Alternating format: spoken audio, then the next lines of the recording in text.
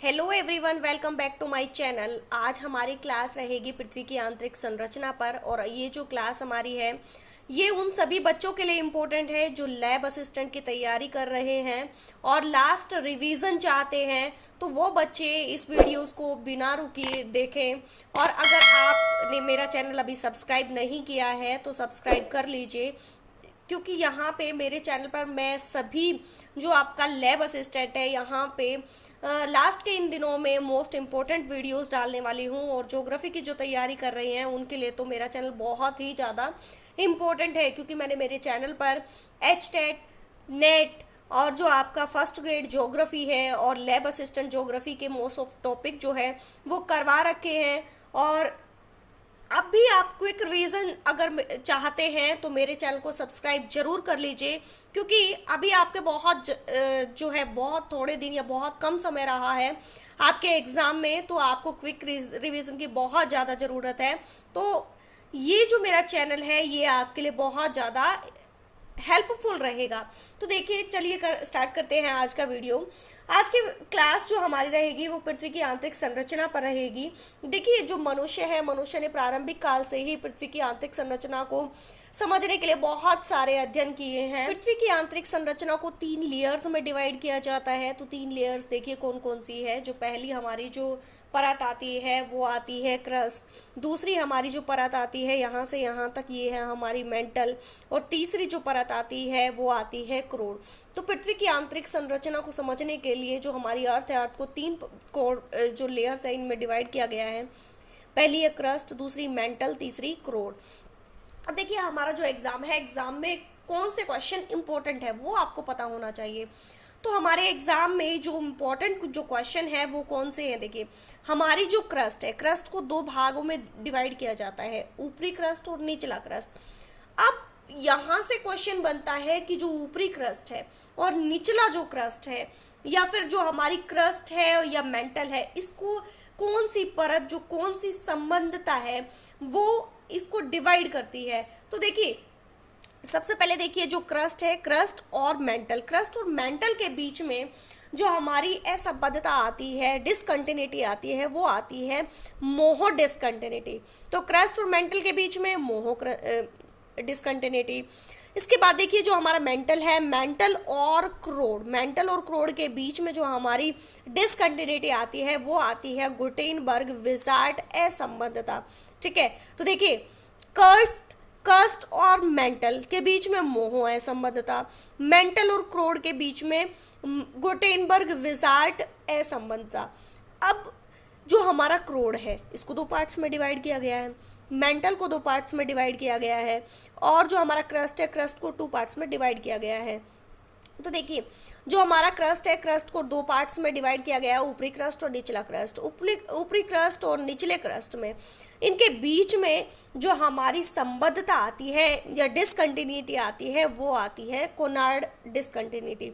देखिए, अगर आपसे पूछा जाता है कि सियाल और सीमा के बीच में कौन सी आती है तो भी आपको ध्यान रखना है कोनार्ड आएगा, और ऊपरी क्रस्ट और निचले क्रस्ट के बीच में भी आपको ध्यान रखना है कि कोनार्ड आएगा।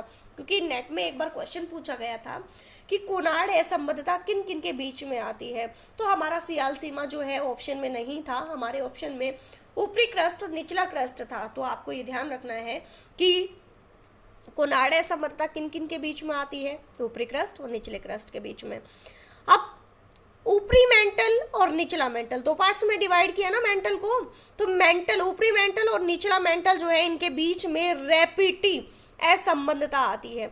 ऊपरी मेंटल और निचले मेंटल के बीच में जो संबद्धता आती है वो रैपिटी संबद्धता आती है। और इसके बाद जो हमारा आता है बाह्य क्रोड और आंतरिक क्रोड। बाह्य क्रोड और आंतरिक क्रोड के बीच में जो है लहमन असंबद्धता आती है। जो हमारी अर्थ है, अर्थ का क्रस्ट है, क्रस्ट से लेके जो आंतरिक कोर वाला भाग है यहाँ पे इसका जो गहराई आ जाएगी वो आ जाएगी 2371 किलोमीटर। तो जो हमारी पृथ्वी है, पृथ्वी की त्रिज्या जो आ जाएगी वो हमारी आ जाएगी 6371 किलोमीटर।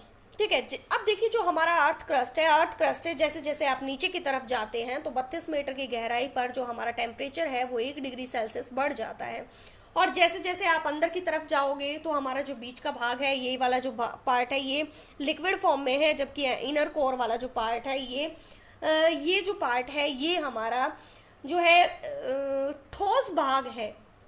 इसके बाद देखिए जो ऑस्ट्रेलिया के एक भूवैज्ञानिक है स्वेस महोदय, और ये जो स्वेस महोदय है ये कहते हैं कि हमारा जो धरातल है, धरातल पर अवसादी चट्टानों के नीचे 3 परतें हैं, और इनका ये जो मत है ये पदार्थों की संरचना पर आधारित है। इन्होंने कहा कि जो हमारी अर्थ है वो 3 लेयर्स में डिवाइड है। तो 3 लेयर्स देखिए कौन कौन सी है। सबसे पहली हमारी आएगी सियाल, दूसरी है सीमा और तीसरी है नीफे। स्वेस महोदय कहते हैं कि हमारी जो अर्थ है वो 3 लेयर्स में डिवाइड है, सियाल, सीमा, नीफे। और जो सियाल है, सियाल जो है वो सिलिका प्लस एल्युमिनियम से मिलकर बनी है, जबकि सीमा जो है वो सिलिका प्लस मैग्नीशियम से बनी है। और जो नीफे है जो कि जो हमारी कोड है उसका पार्ट है, तो ये जो नीफे है ये निकिल प्लस फेरस से मिलकर बना है। सियाल की रचना ग्रेनाइट चट्टानों से हुई है, जबकि सीमा की जो रचना हुई है वो बेसाल्ट चट्टानों से हुई है। सियाल का जो औसतन घनत्व है वो 2.9, सियाल का जो औसतन घनत्व है वो 2.9 है। और ये जो सियाल है, सियाल पर एसिड पदार्थों की अधिकता पाई जाती है, और एसिड पदार्थों में भी पोटेशियम, सोडियम और जितने भी हमारे जो महाद्वीप है, महाद्वीपों की संरचना भी सियाल पर ही हुई है। इसके बाद देखिए सीमा, सीमा जो है, सीमा की रचना बेसाल्ट चट्टानों से हुई है। और जो ज्वालामुखी विस्फोट होता है, ज्वालामुखी विस्फोट के समय जो लावा निकलता है वो भी यहीं से निकलता है, और यहाँ का जो औसतन घनत्व है वो 2.9 से 4.7 जो है। तो इसकी जो गहराई है वो 1000 से 2000 किलोमीटर तक पाई जाती है। और यहाँ पे सीमा में क्षारीय पदार्थ जो है इनकी अधिकता पाई जाती है। और क्षारीय पदार्थों में देखिए सिलिकेट आ जाएगा, मैग्नीशियम आ जाएगा, कैल्शियम आ जाएगा। और इसके बाद आता है हमारा नीफे। नीफे जो है वो कठोर धातु से बना हुआ है, और यहाँ का जो घनत्व है वो बहुत ज़्यादा है। और लोहे की उपस्थिति, क्योंकि देखिए जो हमारा निकिल है वो निकिल और फेरस से बना है, फेरस मतलब लोहा, क्योंकि यहाँ पे लोहे की अधिकता होती है। और लोहे की उपस्थिति के कारण जो है पता चला है कि पृथ्वी में एक चुंबकीय शक्ति है, और इससे जो है पृथ्वी की स्थिरता प्रमाणित होती है। तो ये थी हमारी स्वेस महोदय के अनुसार सियाल, सीमा और नीफे। तो इसी के साथ जो पृथ्वी की आंतरिक संरचना है, यहाँ से जो इम्पोर्टेंट क्वेश्चन हमारे बनते हैं उनको हमने कवर किया। तो आपको इस टॉपिक को अच्छे से करके जाना है। तो यहाँ से जितना भी मैं करवाऊंगी, यहाँ से इन टॉपिक से आपका जो है मोस्ट ऑफ सिलेबस कवर होगा, और मोस्ट ऑफ क्वेश्चन आपको यहाँ से देखने को मिलेंगे। तो इसी के साथ आज की क्लास हमारी ये समाप्त होती है। तो मिलते हैं नेक्स्ट वीडियो में। धन्यवाद।